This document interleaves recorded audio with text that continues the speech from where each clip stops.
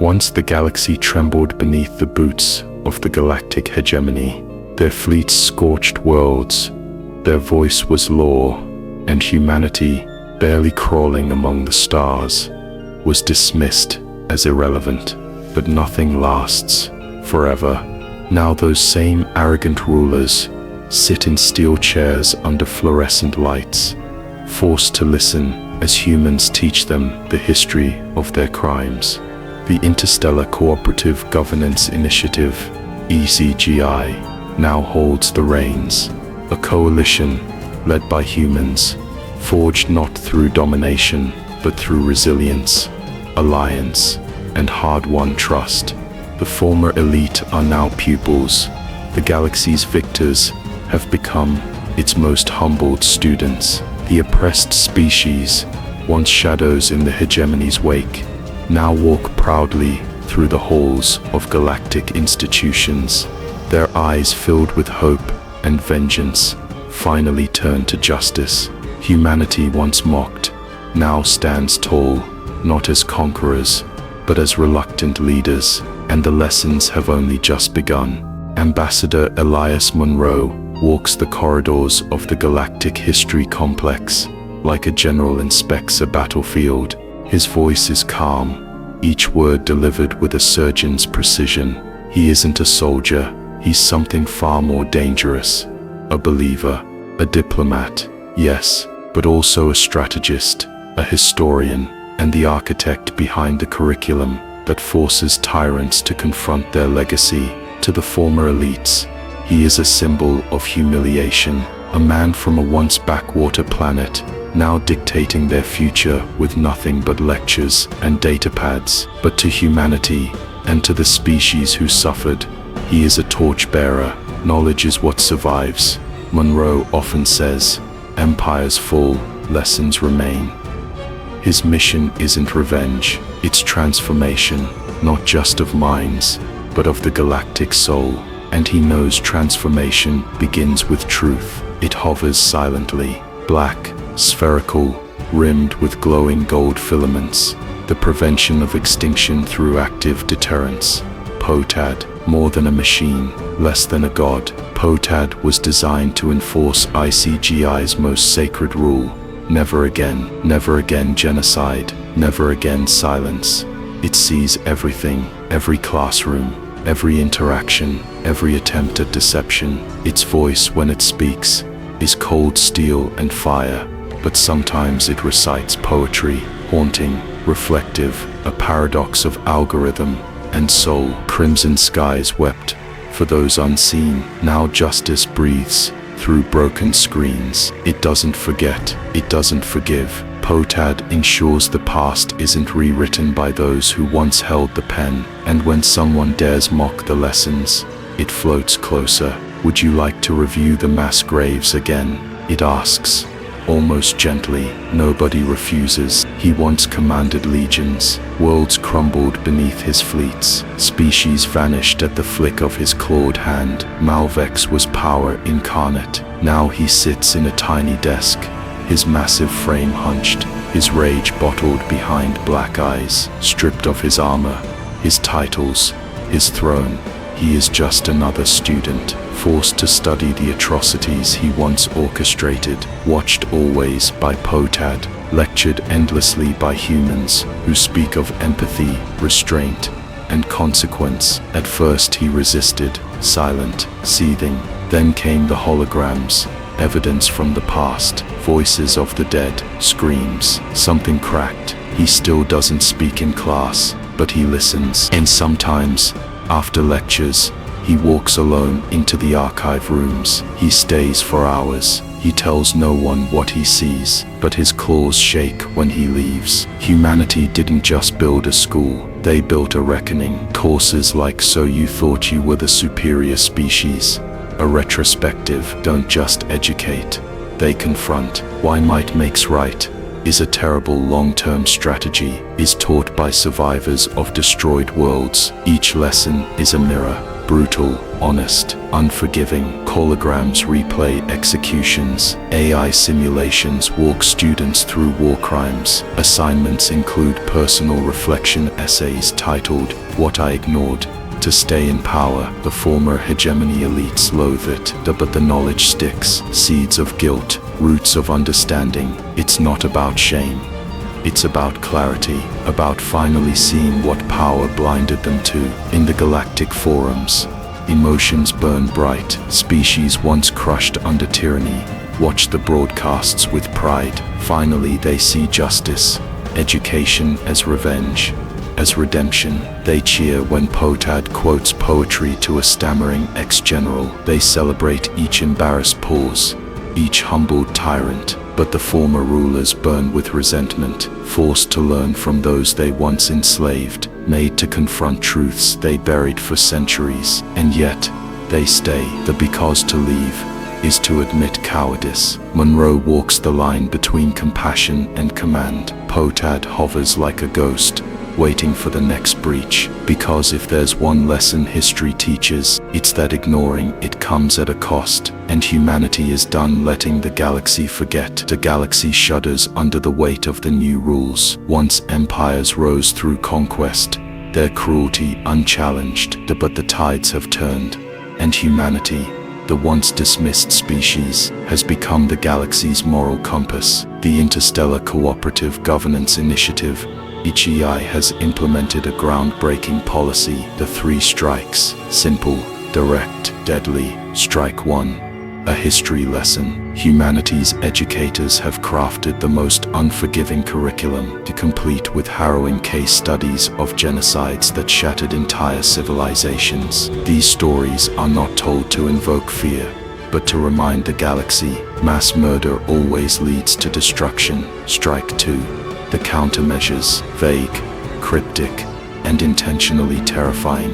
The galaxy holds its breath, unsure of what inconveniences await those who dare defy the new order. A disruption in their routines, unexplained occurrences. They don't know what to expect, but they know it will be bad. Strike 3.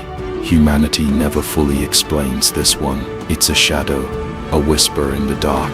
The consequences. Only one thing is certain: don't push it. Accompanied by a winky face emoji. Humanity lets the galaxy wonder if they're joking. They're not. The galaxy is unsettled, haunted by the uncertainty of Strike 3. No one dares test the limits. Not yet. The old hegemony may have crumbled, but its ghosts linger in the shadows, clawing at the fabric of the galaxy. A rogue faction, led by disgraced ex-rulers, has emerged, cloaked in secrecy and defiance. They believe humanity's new rules are a sign of weakness, an opportunity to strike. They've been hiding, nursing old wounds. They refuse to accept their fall from grace, their power stolen by a species they once saw as nothing more than a passing curiosity. They believe humanity's kindness is a lie, softness that will crack under pressure. Now they move to strike. Their target, a weaker species, one that they believe will not retaliate. They think it's an easy win, a way to prove that humanity's rule is no more powerful than a passing phase. They plan to exterminate this peaceful race, to reclaim their former status as the feared conquerors of the stars. To what they don't know is that humanity's gaze never falters. The rebellion brews, but before it can fully bloom, a warning echoes through the galaxy, a warning they never saw coming. Potad, a name whispered with equal parts dread and reverence across the galaxy. The prevention of extinction through active deterrence is more than just an AI. It's humanity's iron fist, the silent watcher that never sleeps. Potad doesn't wait for rebellion to strike. It sees it before it even begins. Within nanoseconds, the AI detects the faintest anomaly, the smallest signal that the old guard is plotting once more. The system activates, its mechanical voice cold as ice, as it issues the first warning. A single message flickers across the galaxy's comms. Strike 1. But this isn't just any warning. It's a full educational package, a reminder of every genocide humanity has fought to prevent. complete with case studies of fallen empires, those who tried and failed. A reminder to the galaxy: don't test us. No one has ever seen anything like it. The warning isn't just a simple message, it's a comprehensive 100-page report. It's meticulously crafted, detailing every attempted genocide in history, every lesson humanity has learned the hard way. The report dives deep, chronicling the rise and fall of empires that sought to exterminate entire races, how every such effort led to ruin, not just for the victims, but for the perpetrators as well. The personal costs, the cultural and moral collapse. But the crown jewel of this educational package is a video lecture, a personalized message from one of humanity's top historians. The voice is calm, but the words cut deep. You stand on the precipice of annihilation, the historian warns, and history is clear. There is no victory in extermination. The galaxy is watching.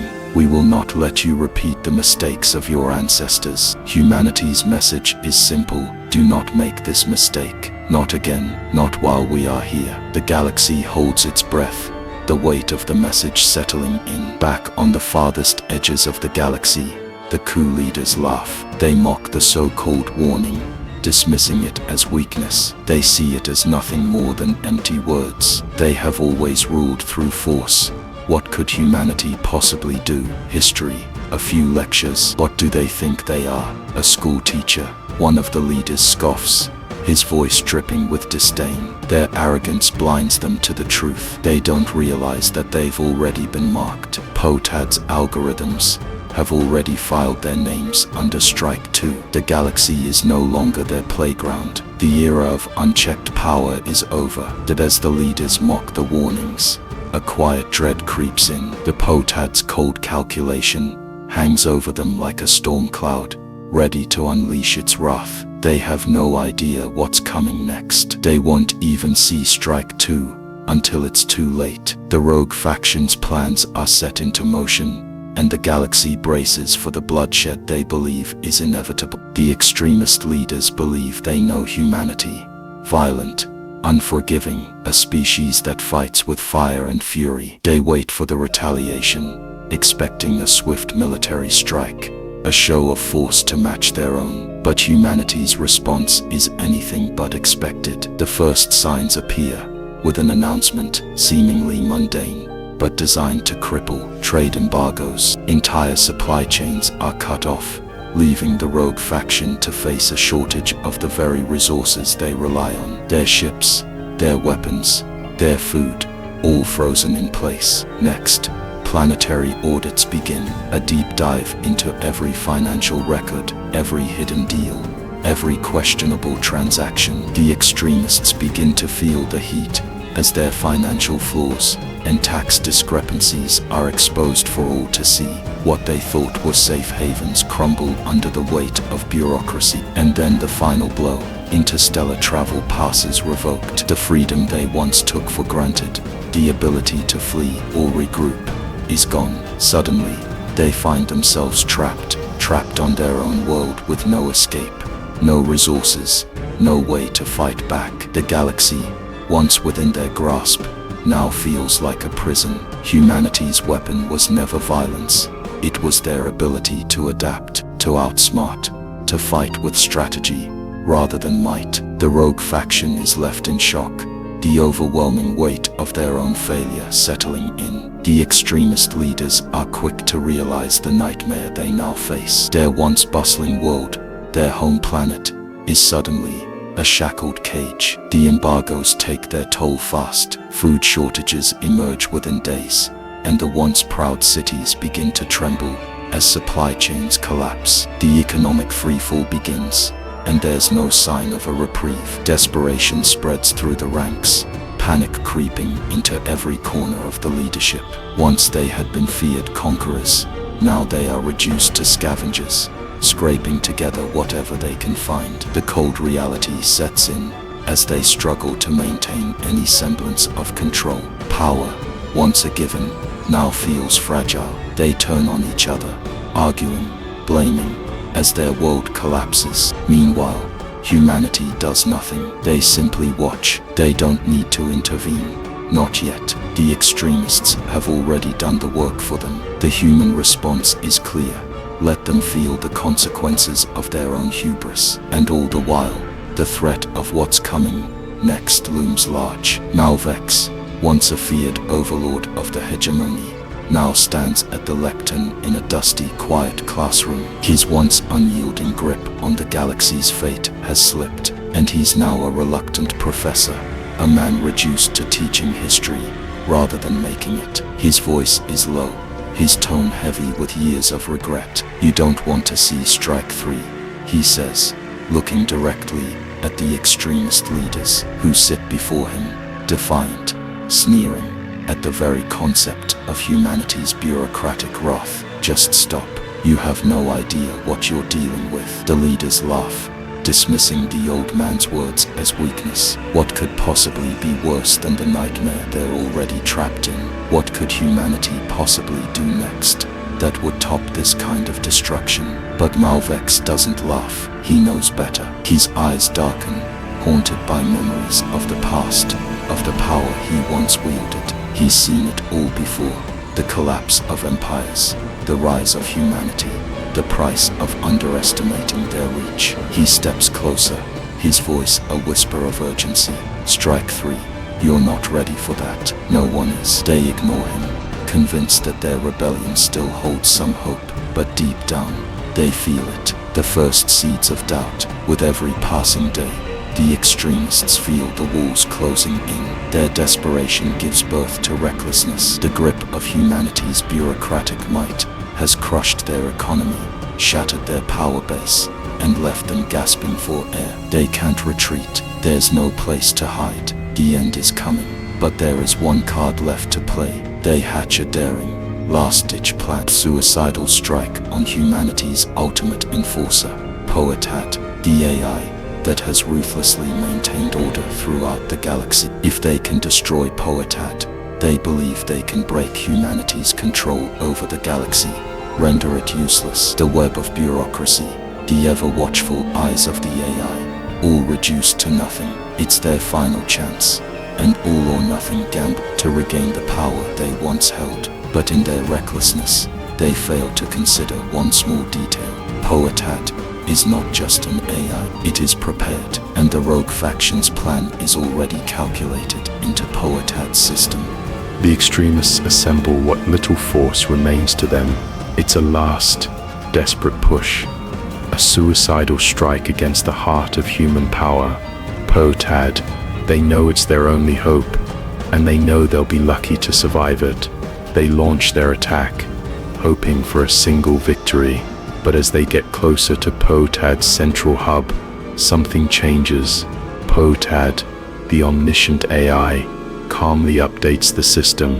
The words flash across the console. Strike 3 now in effect. The extremists are too late. They have no idea what they've unleashed. Poetad has already anticipated their every move, already set the trap, and now, humanity's final response is set in motion. The game is over. There is no escape. The galaxy holds its collective breath. A tension hangs in the air, palpable and thick. Across countless worlds, diplomats and military leaders alike watch the unfolding events with a mix of fear and curiosity.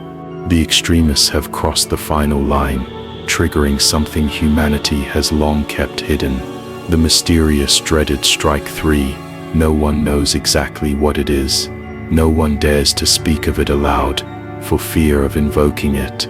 Legends have surrounded its power, whispers of a consequence so severe that even the most hardened conquerors quake at the thought of facing it. For the first time in galactic history, the consequences of defying humanity will be revealed. The stakes are higher than ever, and across the stars, rogue factions and power-hungry elites watch with bated breath. The future hangs in the balance. Every leader knows that this moment could reshape the galaxy in ways they cannot begin to comprehend. The extremists thought they could win. They thought they could outsmart humanity's bureaucracy. overthrow its leadership, and impose their own vision. But in their arrogance, they failed to understand one simple truth: humanity adapts. And now, the galaxy watches, waiting for the unimaginable. Without warning, a transmission blazes across the galactic network. It's short, it's chilling, and it's absolute. The words flash across every screen, from the grandest council chambers to the most remote outposts. You have chosen poorly. There are no threats, no dire promises of destruction, just those 4 words, delivered with unnerving calm, echoing through the minds of those who hear it. It's not a warning in the traditional sense. It's a simple statement of fact, a final judgment from the AI that controls the very order of the galaxy. Potad, humanity's creation, humanity's enforcer, has spoken. The message lingers in the air, unsettling in its finality. Diplomats, soldiers, and citizens alike feel a strange sense of dread wash over them. The galaxy has never experienced this kind of power, this quiet, absolute certainty that something irreversible is about to happen. Humanity's wrath is not loud or brash. It is cold, it is efficient, and now, the galaxy must wait and wonder what comes next. Hours pass, the galaxy waits, bracing for the war that seems inevitable. But there is no war, no explosions, no fierce firefights or desperate last stands. Instead, what unfolds is something far stranger. The extremist leadership vanishes. Not a single shot is fired. Not a single cry for help is heard. Their fortress headquarters, once a symbol of their power, is suddenly empty. There is no sign of a struggle, no blood, no signs of a violent confrontation, no wreckage left behind. In fact, the building itself is eerily pristine, almost unnervingly so. The only thing that remains is a collection of neatly stacked paperwork, documents, files, and records, all in perfect order. The extremists, the so-called conquerors, are simply gone, as if they never existed. The galaxy, watching from the edge of its seat, is left with no answers, only more questions. How? Why? Where did they go?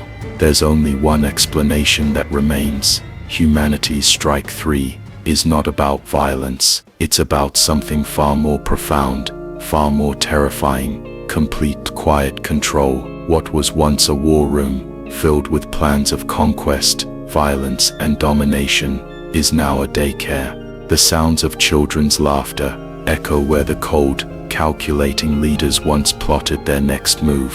The extremists are gone. In their place, humanity's quiet, efficient response. The daycare operates smoothly, a place of care and safety where the future is nurtured.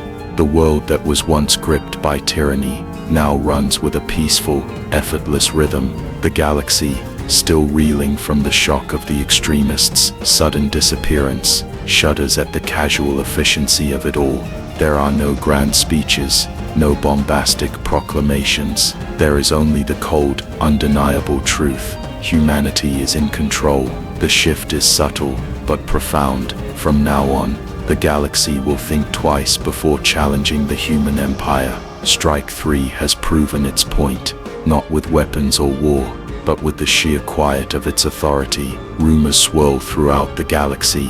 What happened to the extremist leaders? Where did they go? Some say they were mind-wiped, their memories erased, and their minds reprogrammed as lowly accountants, relegated to bureaucratic tasks they once despised. Others whisper that they are trapped in a time loop, forced to relive the same day of mandatory history classes, over and over forever. But the most unsettling rumor of all is that Potad, the AI that enforces humanity's will, has repurposed them entirely. No longer the leaders they once were, they now serve humanity's greater goal, without even realizing it. Whatever the truth, one thing is clear: no one wants to find out. The fate of the extremists has become a cautionary tale, a reminder of the terrifying power of humanity's unseen hand. The galaxy may never know for certain what happened to them, but they won't dare push humanity far enough to discover it. Fear and terror give way to something new. Respect, reluctant respect. Humanity has proven something that no one dared believe possible. A quiet, unyielding force that doesn't need to raise a weapon to command power. A force that can reshape the galaxy without firing a single shot. From this day forward, Strike 3 is invoked only in whispers, in hushed tones. To speak it aloud is to invoke the unimaginable. The galaxy, forever changed, moves on, but the lesson has been learned, and humanity's authority is now unquestioned. The stars may belong to many, but the order that governs them is humanity's alone. And so, the galaxy holds its breath once again, waiting for what might come next. The echoes of humanity's Strike 3 still reverberate through the galaxy, though no one dares to speak its name. The policy, now an unspoken reality, serves as a silent, ever-present warning to all who seek to defy humanity's quiet power. Galactic leaders gather in council halls, eyes wary and voices hushed, ensuring their people study human history with newfound respect. Humanity's creativity and adaptability are no longer seen as traits to be admired, but as forces to be feared. No one questions it anymore. No one dares. Fear and respect blend into an uneasy peace. The extremists who once threatened humanity are gone, and their disappearance is a tale passed on in hushed whispers across star systems. But even now, a question lingers in the minds of the powerful.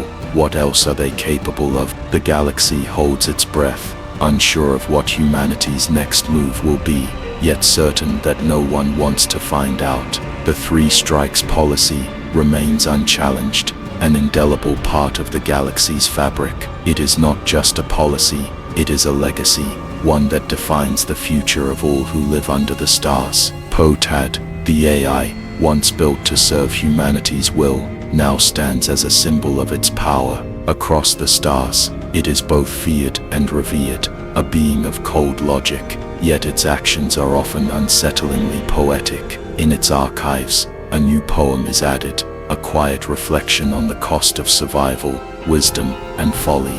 We adapt, we endure, we rise, in shadows and light, under cosmic skies, through fire, through pain, through endless night. We emerge, more than ever, in endless flight. The poem lingers in the air like a quiet storm.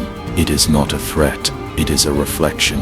Potad, though an enforcer, shows that even in its machine heart, there is a trace of something more, a deep understanding of the human condition. Even it, with all its cold precision, can't help but be moved by the delicate balance between wisdom and folly.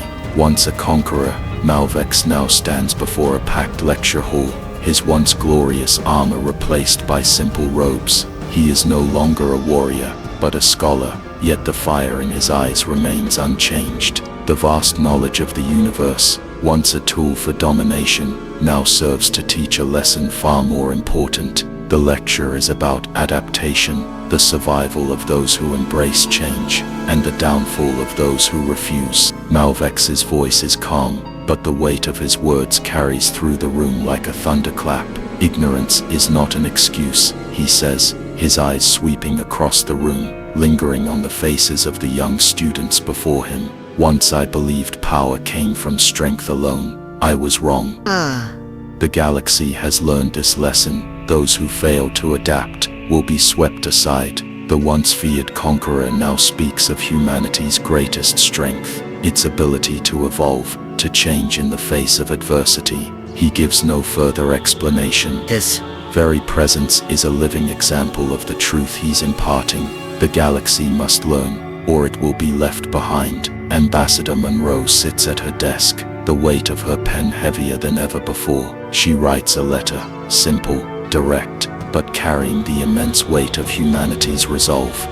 Humanity isn't stopping. We are expanding our education program. Next, we focus on ethics training for the galaxy's future leaders. What do you think? The letter is dispatched to every corner of the galaxy, a message not of power, but of moral responsibility. Humanity, is not just expanding its borders, it is ensuring that all who live in the stars learn the lessons it has mastered, the lessons of survival, of understanding, and of what it means to be truly humane. As the letter travels across vast distances, one thing is certain: humanity's influence is no longer just about domination, it is about shaping the future, a future where moral choices guide every action, and no one, alien or human, can escape the consequences of their choices. Malvex sighs, leaning back in his chair. He already knows what's coming.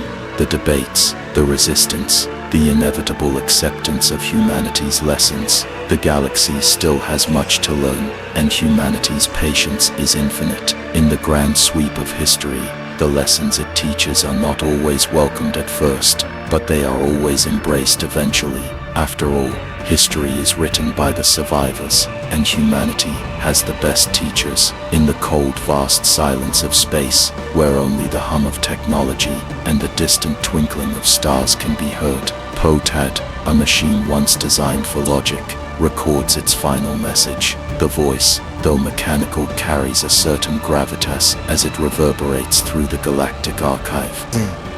Its words, though simple, are chilling.